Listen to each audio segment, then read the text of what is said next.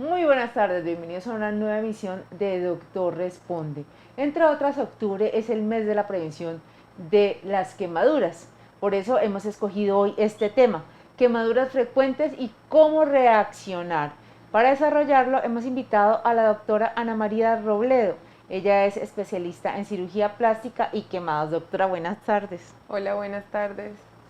Bueno, doctora, cuéntenos acerca de esta campaña que se está realizando durante el mes de octubre. Bueno, desde hace varios años las diferentes unidades y centros de trabajo de quemados nos hemos unido para hacer una campaña de prevención, ya que no solo es importante tratar muy bien todas las quemaduras, sino lograr disminuir la cantidad de pacientes que llegan afectados por esta situación, que es prevenible. Eso hablábamos hace un momento, no es un accidente, No es un es un accidente. evento. ¿Por qué? Porque se puede prevenir. Digamos que la mayoría de las quemaduras o casi todas las quemaduras suceden por imprudencia. En mayor o menor caso, pero en general siempre hay, en alguna parte de la cadena hay algo que se pudo haber prevenido. Bueno, doctora, ¿y cuáles son esas quemaduras que se presentan de manera más frecuente en casa? Bueno, entonces hablando de las quemaduras en casa, que son las más frecuentes, tengo que recordar que la casa, a pesar de todo lo que nosotros pensamos, es el sitio más inseguro para los niños. Es el lugar donde más lesiones sufren y en el caso concreto de las quemaduras es donde más se queman. Por eso los meses que tenemos vacaciones, los niños están más expuestos a sufrir lesiones en la casa y concretamente quemaduras. Un sitio peligroso para ellos es la cocina, entonces la recomendación es que un niño nunca va a entrar a la cocina o que si entra esté en compañía de un adulto. Y un adulto es un adulto responsable, no es un niño de 17 años, ellos no pueden cuidar a sus hermanitos menores. Tenemos que evitar el contacto con líquidos calientes, o sea que si le vamos a servir la sopa, el café, el chocolate, que sea tibio, uno no se tiene que tomar las cosas hirviendo para que sepan rico, entonces idealmente que las cosas sean de una temperatura más cercana pues a la normal. Doctora, por ejemplo, una bebida caliente generar quemaduras severas? Sí, puede generar estragos, todo depende de el tiempo que uno esté expuesto y de qué tan delgada sea la piel. Por ejemplo, un bebé que tiene la piel supremamente delgada, es bastante frecuente que cargan el termo de los teteros con agua hirviendo y el termo guarda esa temperatura y el termo lo cargan al ladito del bebé. Entonces muchas veces ese termo se abre y se le riega esa agua que está hirviendo al bebé. Como la piel es mucho más delgadita, genera incluso quemaduras de tercer grado porque se profundizan más. Bueno, y en la cocina, ¿cuáles son esas quemaduras más frecuentes? Las quemaduras más frecuentes son por líquido caliente. Van a ser de diferentes profundidades dependiendo del líquido que sea. Cuando es agua o sopa, pues son quemaduras superficiales e intermedias. Ya cuando es aceite o cuando son líquidos más espesos, son quemaduras más profundas. La forma de evitar esto es tratar de cocinar siempre en los fogones posteriores, los que están más pegados de la pared y no los que están acá cerca de nosotros, para que si en caso de que algún niño trate de cogerlo, no pueda. Y siempre el mango de los de los sartenes tiene que ir hacia la pared para que no puedan cogerlo. Y de nuevo esperar a que los alimentos estén a una temperatura tibia antes de transportarlos.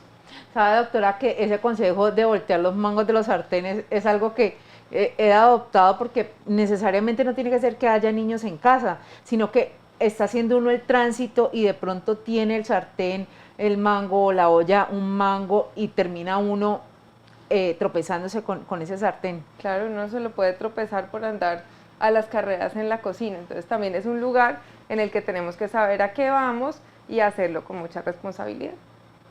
Bueno, ¿cómo debemos reaccionar cuando hay una quemadura por un líquido caliente, doctora? Lo primero es enfriar el área quemada, entonces con agua a temperatura, agua limpia, a temperatura ambiente, irrigar durante unos 5 o 10 minutos, eso le baja la temperatura al área y disminuye el proceso de quemadura. O sea, es como pensar en apagarlo. Aunque uno no vea la llama, el calor aún sigue ahí, el calor sigue haciendo lesiones en el tejido, entonces uno tiene que bajar la temperatura rápido para lograr disminuir las lesiones. No se puede hacer con agua fría porque entonces ya podemos generar lesiones por congelamiento, entonces es agua tibia, agua a temperatura ambiente en el sitio de la quemadura para disminuir la temperatura. Nos preguntan, ¿qué es peor en una quemadura a propósito de eso? ¿Por frío o por calor? De nuevo va a depender de la profundidad y la profundidad va a depender del tiempo que están expuestos. Las quemaduras por frío pueden ser muy graves en estas personas que se quedan afuera en la nieve, incluso pierden sus extremidades por frostbite, que así se llaman las quemaduras por frío. Pero si es durante poco tiempo, pues depende del tiempo de la exposición, puede ser más o menos profunda. ¿Qué le ocurre a los tejidos quemados? Los tejidos quemados, lo que pasa es que una parte se muere, una parte de las células de la piel se mueren, eso se llama el área de necrosis. Y alrededor hay un área que se llama de estasis, son unas células que están como entre muriendo y no muriendo, y eso, si hacemos bien el trabajo, si le bajamos la temperatura a tiempo, si lo cubrimos y evitamos que se infecte, esas células de alrededor se pueden salvar, pero las que sufren la necrosis en el momento de la quemadura no se salvan. ¿Qué debo hacer si me quemo con aceite?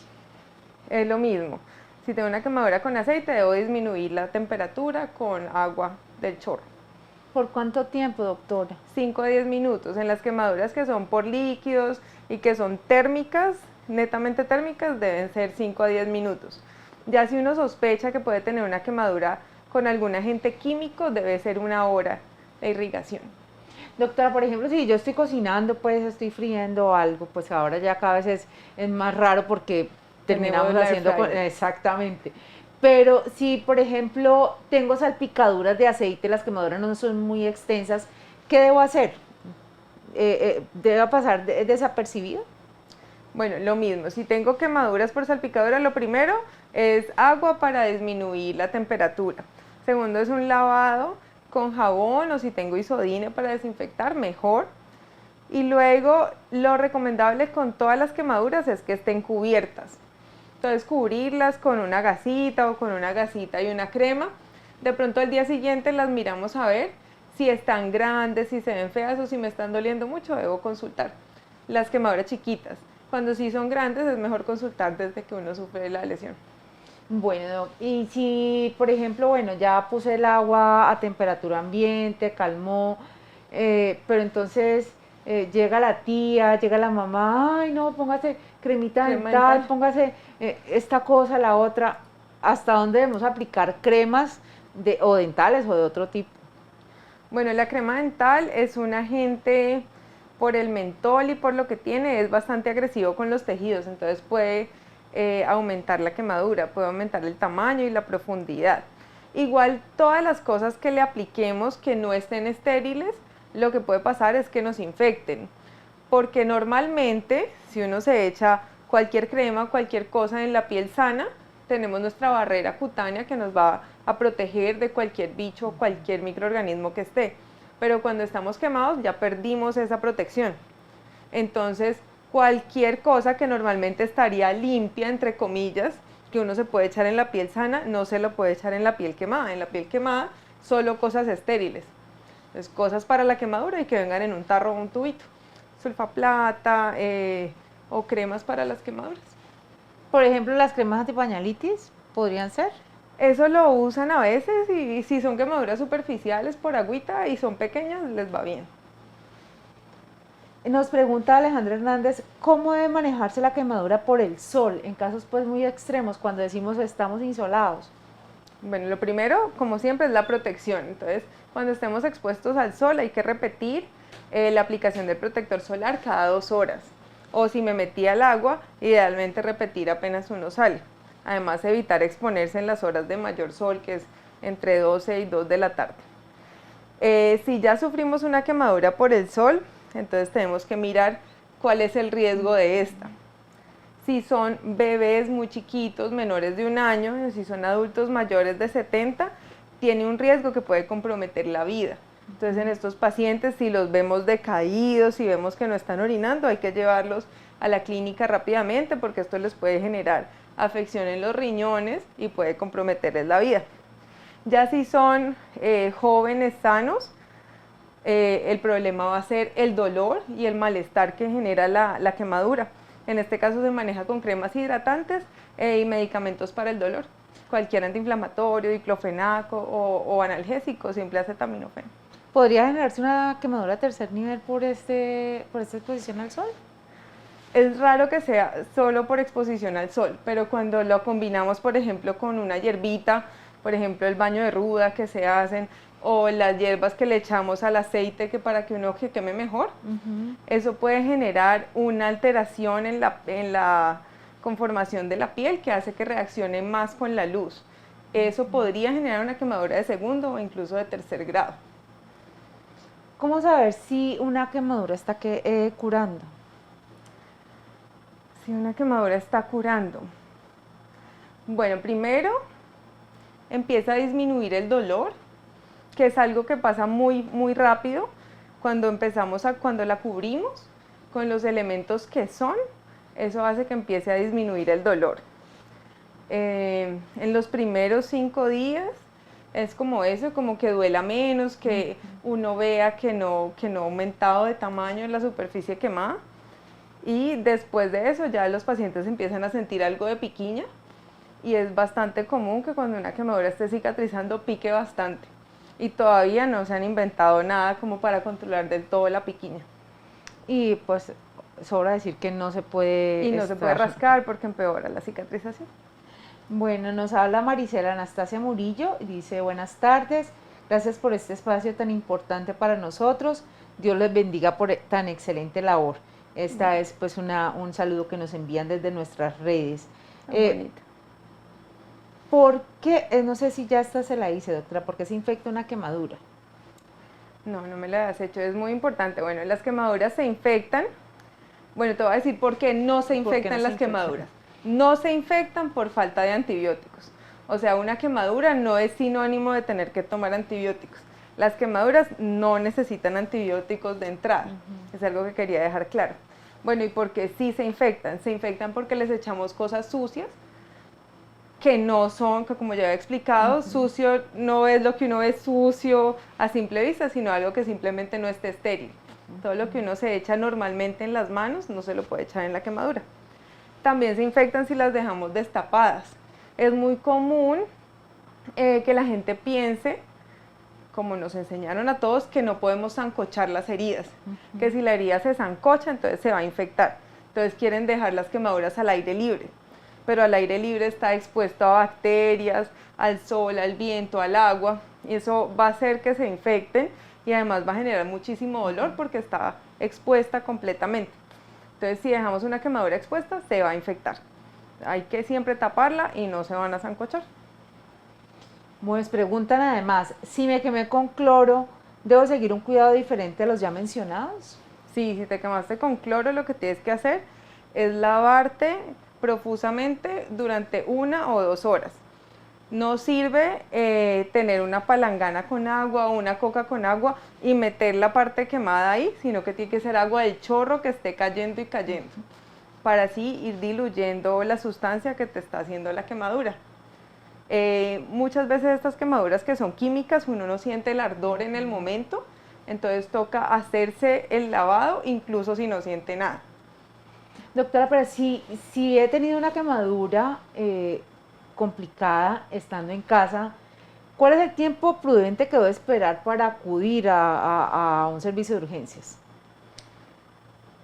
Bueno, los pacientes que sufren quemaduras de más del 20%, o sea, digamos que tienen comprometido todo el tórax y la cabeza o todas las extremidades inferiores, lo ideal es consultar inmediatamente. Y las quemaduras que son, por ejemplo, una extremidad o pedazos pequeños del cuerpo, podemos esperar hasta 24 horas en hacer la consulta siempre y cuando mantengamos la quemadura limpia. Pero los pacientes que tienen quemaduras de más del 20%, o sea, quemaduras de un área del cuerpo grande, el problema no es lo que se le haga a la quemadura como tal, sino que como hemos perdido nuestra piel, por ahí se empieza a escapar todo el líquido. Entonces perdemos líquido como si estuviéramos sudando profusamente todo el tiempo. Nos deshidratamos y el riñón se daña. Entonces las primeras horas, cuando llegan los pacientes, no es que los metamos a cirugía para limpiarle rápido la quemadura, esa no es la prioridad. La prioridad es que a esos pacientes les repongamos todos esos líquidos que están perdiendo. Por eso te digo que los que son quemaduras pequeñas podemos esperar hasta 24 horas, que usualmente no pasa nada grave si son quemaduras pequeñas. Nos dice Willy Robert Cárdenas, buenas tardes. Las épocas que se avecinan, que son tan graves o que se presentan tan graves situaciones en adultos y sobre todo en niños, es necesario que las personas tomen conciencia de los riesgos que algunos son para toda la vida. Nos está hablando pues de esas quemaduras con pólvora. Creo que es muy oportuno. Sí, cada vez se hacen más campañas, sin embargo, la verdad muchas personas hasta que no lo ven de cerca no se dan cuenta.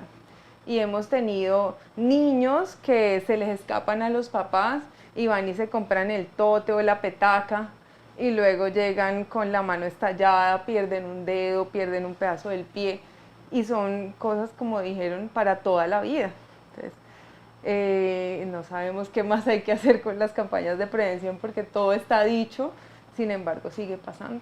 ¿Qué será lo que sucede, doctora? ¿Qué necesitamos para tomar conciencia? ¿Que nos pasen a nosotros muy de cerca? Tristemente yo siento que es algo así. Espero que cada vez la gente sea más consciente. Sin embargo, lo veo muy difícil porque la gente se siente con tragos y además está contenta, entonces se siente el mejor porque va a quemar pólvora y pues no es así. Bueno, nos pregunta Laura desde Facebook, ¿qué pasa con las ampollas en las quemaduras? Bueno, si tienes una ampolla, ya de entrada es una quemadura de segundo grado, o sea que ya se te rompió la barrera cutánea, o sea que ya tienes riesgo de infectarte. Lo más recomendable es consultar para como mínimo que te hagan las curaciones en el centro de salud.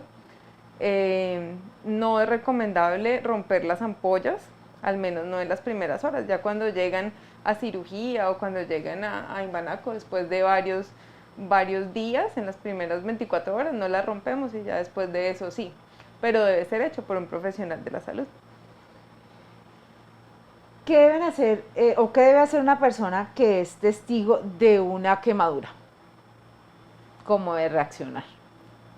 Pues dependiendo de la quemadura, ¿no? Primero, cuando uno está de observador en cualquier situación de riesgo, lo primero es ponerse uno mismo a salvo, entonces evitar convertirse en la segunda víctima.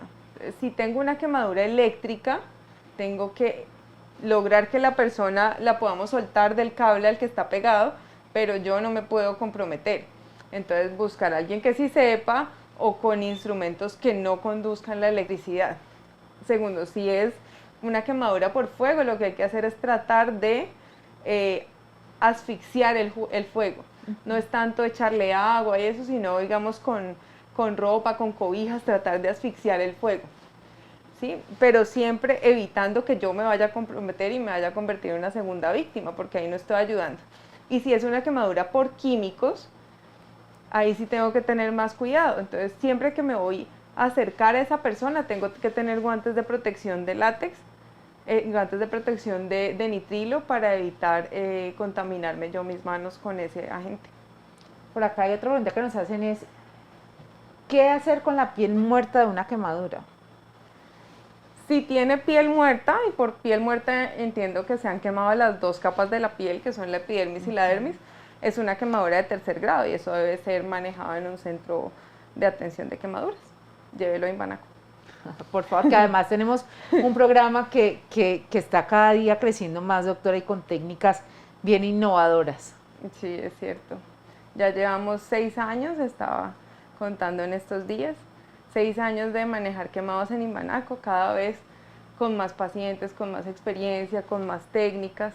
Nos ha ido muy bien y hemos tenido muy buenos resultados, gracias a Dios. Tenemos historias lindas, además, que en los próximos días, si ustedes siguen nuestras redes sociales, vamos a contarles una historia que para mí es muy conmovedora, y la historia de Lucenelia, que sufrió quemaduras en casi la totalidad de su cuerpo, ¿no, doctora? Sí, pobre Luz, pensamos que pues estaba dentro de los pronósticos, en cualquier libro salía que era una paciente que no iba a sobrevivir, pero el equipo de cuidado intensivo hizo todo lo que tenía que hacer y ella fluyó perfectamente y sobrevivió a pesar de las complicaciones que tuvo derivadas de su quemadura y está bien en su casita.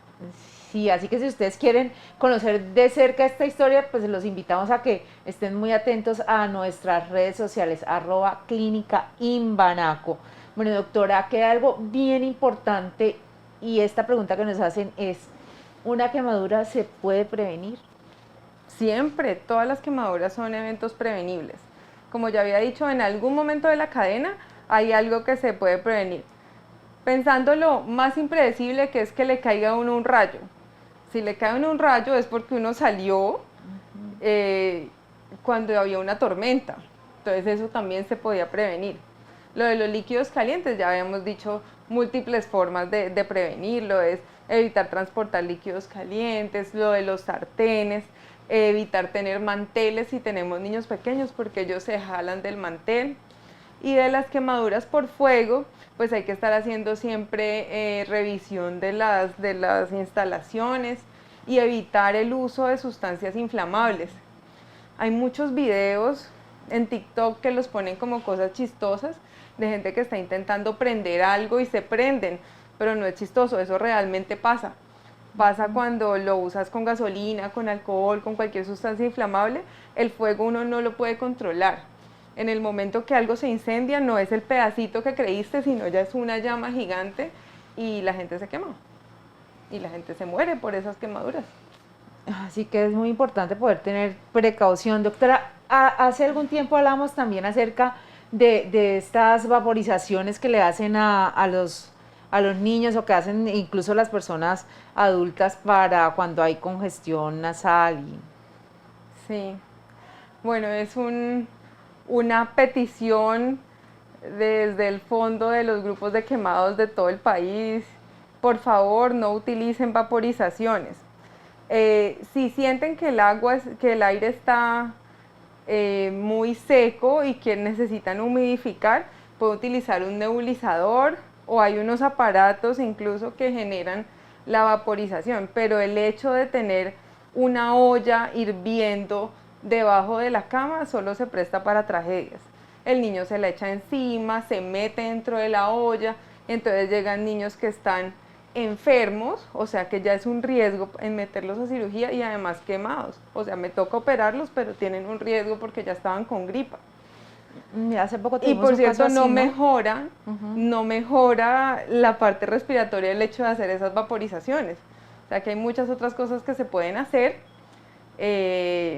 utilizar los antihistamínicos, los medicamentos, y si lo que quieren es el vapor, pues consigan el aparato que genera vapor, pero no la olla, porque la olla genera unas quemaduras, y como son por inmersión, son quemaduras mucho más graves.